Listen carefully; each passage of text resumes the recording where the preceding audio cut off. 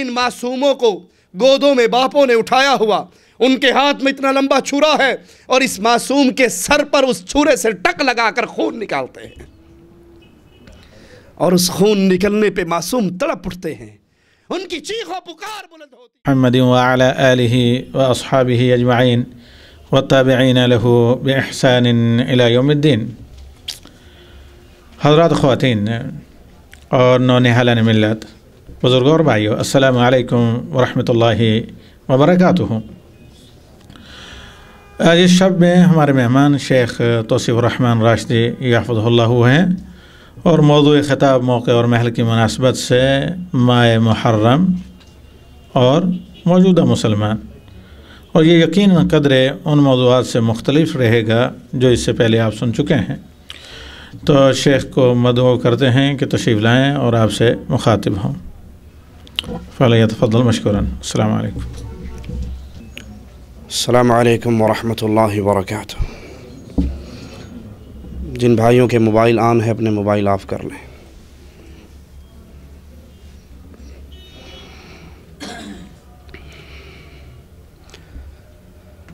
ان الحمد للہ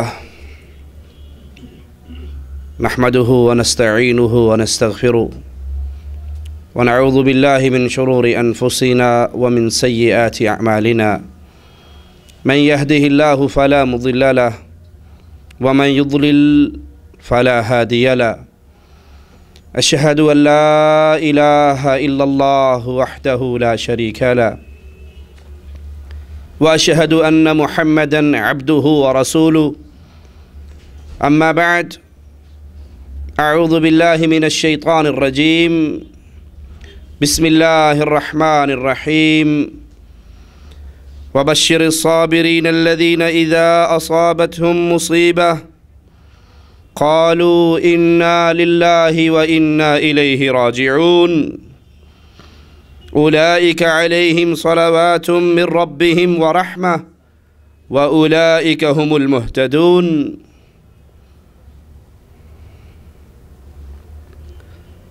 ماہ محرم وہ عظیم اور برکتوں والا مہینہ ہے جس مہینے کے بارے میں امام الانبیاء امام کائنات محمد الرسول اللہ صلی اللہ علیہ وسلم سے جب سائل نے سوال کیا، اے اللہ کے حبیب علیہ السلام، رمضان کے بعد کس مہینے کے روزے اللہ کو بہت پسند ہیں، زیادہ عظمت اور فضیلت والے ہیں؟ تو امام کائنات علیہ السلام نے فرمایا، وہ مہینہ جسے تم محرم کے نام سے پکارتے ہو، اس مہینے کے روزے اللہ کو رمضان کے بعد سب سے زیادہ پسند ہیں۔ اللہ کے نبی علیہ السلام نے یہودیوں کو عاشورے کے دن روزہ رکھتے ہوئے دیکھا، ان سے پوچھا یہ کیسا روزہ ہے؟ یہودی کہنے لگے یہ شکر کا روزہ ہے، شکرانے کے طور پہ ہم رکھتے ہیں کہ آج اللہ عز و جل نے موسیٰ علیہ السلام کو نجات دی تھی، فرعون کو ہلاک کیا تھا۔ جب موسیٰ علیہ السلام بنی اسرائیل کو لے کر نکلے تھے تو فرعون اپنی فوجوں کو لے کر پیچھے آیا تھا، آگے سمندر ہے، پیچھے فرعون کے لشکر ہیں۔ کلیم اللہ کے ساتھیوں نے کہا تھا موسیٰ علیہ السلام ہم پکڑے گئے، آگے سمندر ہے، کہیں بھاگ نہیں سکتے، پیچھے فرعون کی فوجیں ہیں، اب ہمارا کیا بنے گا؟ لیکن یاد کر لیجئے، اللہ اپنے اولیاء کو چھوڑا نہیں کرتا، تنہا نہیں رہنے دیتا، مالک اہل ایمان کی مدد کیا کرتا ہے۔ کلیم اللہ کہنے لگے کلا، ہرگز نہیں، اللہ میرے ساتھ ہے اور وہ اللہ میری ضرور مدد کرے گا۔ مالک نے فرمایا موسیٰ علیہ السلام اپنی لاٹھی کو، اپنے عصا کو سمندر پہ مارو تمہارے سامنے راستے واضح ہو جائیں گے۔ موسیٰ علیہ السلام نے جب لاٹھی ماری، سمندر کی لہریں، سمندر کی موجیں پہاڑوں کی طرح تھم گئیں، راستے بن گئے، بنی اسرائیل گزر گئی۔ فرعون کھڑا دیکھ رہا ہے، اور جب بنی اسرائیل کا آخری آدمی بھی باہر نکل جاتا ہے، پار کر جاتا ہے، اور یہ سمندر اللہ کی حکمت، موسیٰ علیہ السلام نے پار ہوتے ہی چاہا کہ اپنی اس لاٹھی کو دوبارہ مارے تاکہ یہ پانی پھر برابر ہو جائے۔ جس طرح ہم نکلے ہیں، کہیں فرعون اپنی فوجوں کو لے کر ہمارے پیچھے اس سمندر میں داخل نہ ہو، لیکن رب کی حکمتوں کو رب ہی جانتا ہے۔ مالک نے کہا موسیٰ اس کو ویسے ہی رہنے دے، اس پہ عصا نہ مارو، اس کو چھوڑ دو۔ فرعون دیکھ رہا ہے بنی اسرائیل موسیٰ علیہ السلام کے ساتھ نکل گئی، اور یہ سمندر کے راستے ویسے ہی خشک ہیں، یہ موجیں ویسے ہی پہاڑوں کی صورت میں جمی ہوئی ہیں۔ وہ سوچنے لگا اگر یہ صرف موسیٰ علیہ السلام کے لیے راستہ بنا ہوتا تو اب ان کے باہر جانے کے بعد اس کو دوبارہ مل جانا چاہیے تھا۔ راستہ ویسے ہی ہے تو میرے لیے بھی موقع ہے کہ میں بھی پیچھے چلا جاؤں۔ فرعون نے قدم رکھے، فرعون کی فوجوں کا آخری سپاہی سمندر کی لہروں کے درمیان پہنچتا ہے۔ جس اللہ کے حکم سے یہ پانی رکا تھا، اس اللہ کے حکم سے پانی پھر جاری ہو جاتا ہے۔ موت کو اپنی آنکھوں سے دیکھ کر وہ کہتا ہے اب میں ایمان لے کر آتا ہوں اس رب پر جس پر بنی اسرائیل ایمان لے کر آئی۔ یہودیوں نے کہا کہ آج موسیٰ علیہ السلام کی نجات کا دن ہے، فرعون کی ہلاکت کا دن ہے، ہم شکرانے کے طور پہ یہ روزہ رکھتے ہیں۔ امام الانبیاء، امام کائنات فرمانے لگے میں زیادہ حقدار ہوں، میں زیادہ حقدار ہوں کہ موسیٰ علیہ السلام کی نجات پر شکرانے کے طور پہ میں بھی روزہ رکھوں، تم سے زیادہ میرا حق ہے۔ امام کائنات نے روزہ رکھا اور پھر کہا اگر اگلے سال زندہ رہا تو اگلے سال میں 9 تاریخ کا روزہ بھی رکھوں گا، 10 کا روزہ شکرانے کے طور پہ، 9 کا روزہ یہودیوں کی دشمنی اور مخالفت کے طور پہ کہ ان سے بھی مخالفت ہو جائے۔ یہ دین اسلام، یہ دین ایمان، یہ شریعت محمدی اتنی باغیرت ہے، اتنی باغیرت ہے کہ جن پر اللہ کی لعنت اور عذاب کا کوڑا برستا ہے ان کے ساتھ روزوں کے اندر بھی مشابہت کی اجازت نہیں دیتی۔ اللہ کے لیے سوچئے، اللہ کے لیے غور کیجئے، اور مالک سے دعا ہے سب سے پہلے رب کہنے والے کو سوچنے کی توفیق عطا فرمائے۔ ہماری زندگی میں کتنے ہی ایسے اعمال ہیں جو ہم شریعت اسلامیہ کو چھوڑ کر یہود و نصارہ کے راستے پہ چلتے ہوئے کرتے ہیں۔ نیو ایئر نائٹ منانے والوں، لاہور کے ہوٹلوں کی چھتیں بک کرانے والوں، کراچی کے سمندروں میں بحری جہازوں میں اتر کر بدماشی اور عیاشی کے لیے دسمبر کی آخری رات 12 بجنے کا انتظار کرنے والوں اور 12 بجنے کے بعد بدماشی اور عیاشی کے اعمال کرنے والوں، یہ تو دین محمد ہے جس کا تم نام لیتے ہو علیہ السلام۔ اس دین والے نے جو اس شریعت کو لے کر آیا تھا اس نے تو یہاں تک کہا تھا اگلے سال زندہ رہا تو میں 9 کا روزہ رکھوں گا تاکہ یہودیوں کی مخالفت بھی ہو جائے۔ یہ نیو ایئر نائٹ منانا امام الانبیاء کا طریقہ نہیں ہے۔ اس سال کے آغاز پر ایک دوسرے کو مبارکبادیں دینا، کارڈ بھیجنا، دعوتیں کرنا، اس کی تعلیم اسلام نے نہیں دی ہے۔ اور تم سال بھی ہجری سال نہیں مناتے جو مسلمانوں کا سال ہے، تم سال بھی مناتے ہو، تاریخیں بھی یاد رکھتے ہو تو کفار کی بنائی ہوئی تاریخیں۔ جب سال کے آغاز کا وقت آیا، سیدنا فاروق اعظم نے تمام تاریخیں جو اس وقت میں رائج تھی ان کو ٹھوکر مارتے ہوئے امام الانبیاء کی ہجرت سے مسلمانوں کی تاریخ کا آغاز کیا۔ کہا اگلے سال زندہ رہا تو 9 کا روزہ بھی رکھوں گا تاکہ یہودیوں کی مخالفت ہو جائے۔ کتنے ہی مسئلے ہیں جس پر امام الانبیاء نے یہود و نصارہ کی مخالفت کا ہمیں درس دیا ہے۔ اپنے چہرے پہ ہاتھ پھیریے اور یاد کیجئے کہ امام الانبیاء کا یہ فرمان نہیں ہے یہودیوں کی مخالفت کرو، عیسائیوں کی مخالفت کرو، مجوسیوں کی مخالفت کرو۔ وہ داڑھیوں کو شیو کرتے تھے، مونچھوں کو بڑھاتے تھے، تم مونچھوں کو پس کرو اور داڑھیوں کو معاف کرو۔ کیا یہ فرمان محمد نہیں ہے صلی اللہ علیہ وسلم؟ سائل کہتا ہے امام الانبیاء اس عاشورے کے روزے سے ملتا کیا ہے؟ اجر کیا ہے؟ فرمایا مجھے اللہ پر امید ہے، ایک روزہ عاشورے کا یہ روزہ جو ایمان کی حالت میں یہ روزہ رکھے گا، ایک روزے کی وجہ سے اللہ اس کی زندگی کے پچھلے سال کے گناہوں کو معاف کر دے گا۔ پچھلا ایک سال اس ایک روزے کی وجہ سے ان گناہوں کا کفارہ بن جائے گا۔ یہ امام الانبیاء امام اعظم محمد کریم صلی اللہ علیہ وسلم کا فرمان ہے۔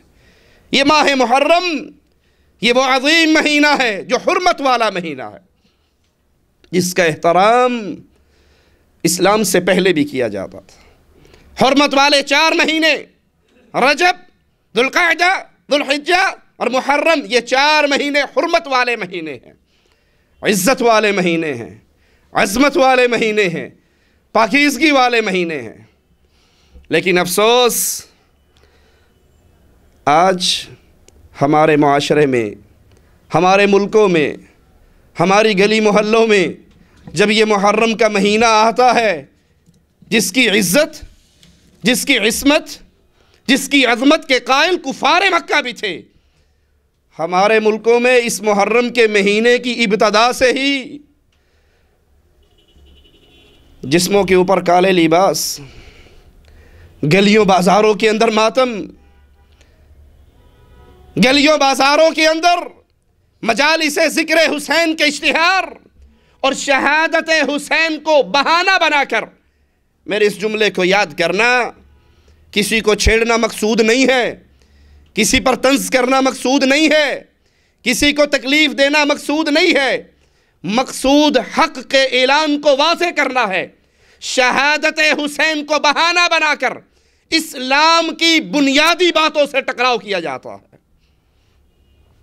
اور اگر انصاف کی آنکھ سے دیکھا جائے، انصاف اس دنیا سے رخصت نہ ہوا ہو، سیدنا حسین کی شہادت رضی اللہ عنہ وارضا، حسین نبی کے نواسے، حسین آقا کے بیٹے، حسین نبی کے پھول، حسین نبی کی خوشبو، حسین نبی پہ سوار ہونے والے۔ فاروق اعظم نے دیکھا امام الانبیاء زمین پر ہیں، حسنین کریمین ان کے اوپر سوار ہیں۔ فاروق اعظم کہنے لگے بچوں تمہیں مبارک ہو، تمہاری سواری کتنی پیاری ہے۔ نبی لاڈ کر رہے ہیں اپنے بچوں سے، نبی لاڈ کر رہے ہیں اپنے نواسوں سے، زمین پہ چل رہے ہیں گھٹنوں کے بل اور اپنے شہزادوں کو اپنے اوپر سوار کروایا ہوا۔ فاروق اعظم کہتے ہیں تمہیں مبارک ہو حسن و حسین، تمہاری سواری کتنی پیاری ہے۔ آقا نے کہا فاروق ان کی صرف سواری پیاری نہیں ہے، ان کا سوار بھی تو پیارا ہے۔ جس سواری پہ یہ سوار اگر وہ پیارے تو میرے اوپر جو سوار ہیں وہ بھی تو پیارے ہیں۔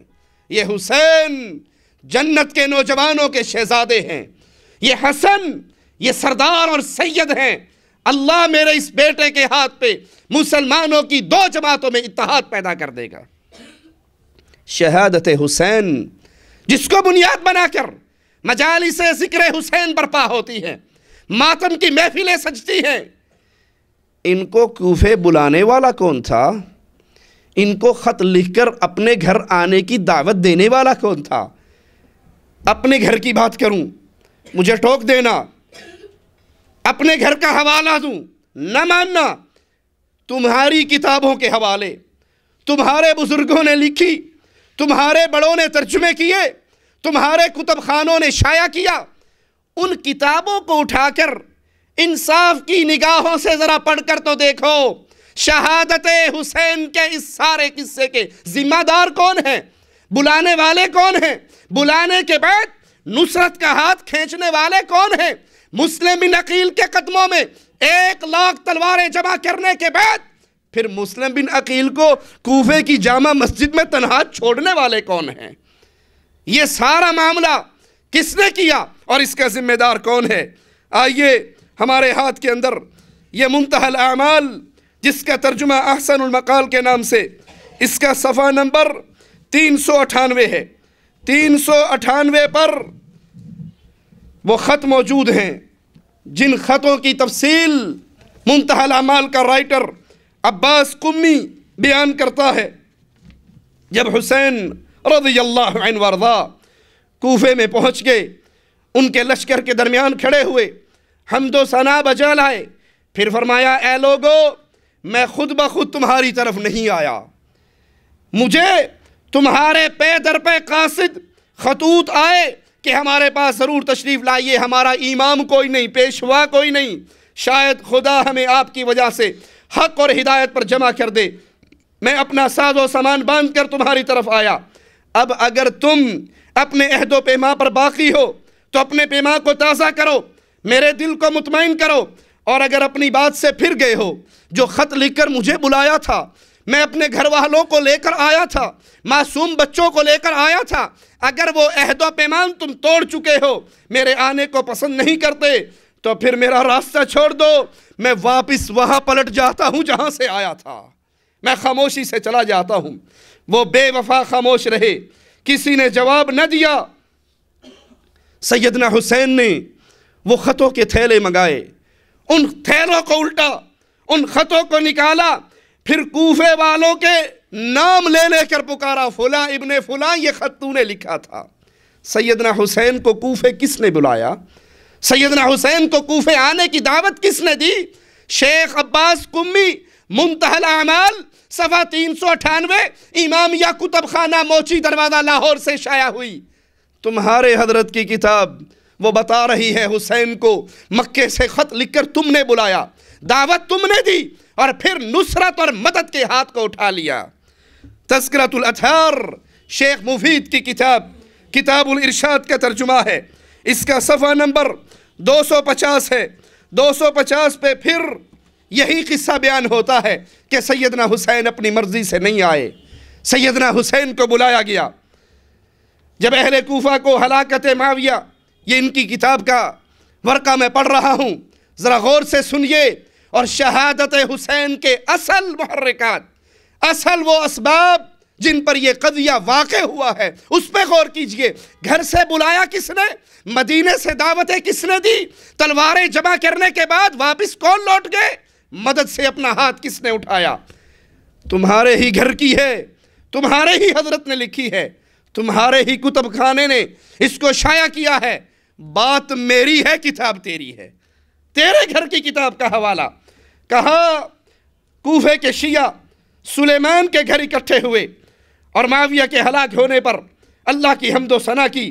پھر سلیمان نے کہا معاویہ مر چکا، حسین نے بیعت سے انکار کر کے بنی امیہ سے نفرت کا اظہار کیا، مکہ تشریف لے گئے، تم ان کے اور ان کے والد گرامی کے شیعہ ہو، پس تم اپنے آپ کو ان کا مددگار، ان کے دشمن سے لڑنے، ان کی حفاظت میں جان نثار کرنے کا یقین رکھتے ہو تو انہیں لکھو، یقین دلاؤ، اور اگر بزدلی اور کمزوری کا خطرہ اور ڈر ہے تو آپ کو دھوکہ نہ دو۔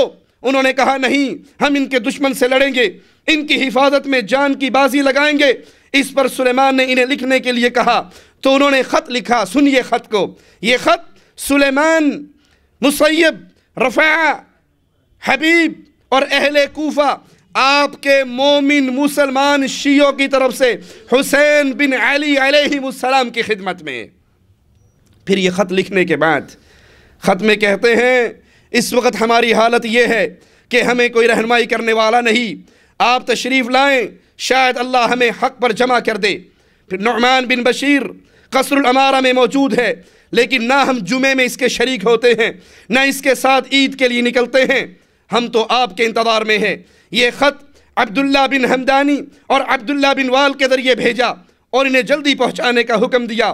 انہوں نے تیز رفتاری اختیار کی، 10 ماہ رمضان المبارک کو مکہ میں امام حسین کی خدمت میں پہنچ گئے اور اہل کوفہ کا یہ خط ان کے حوالے کیا۔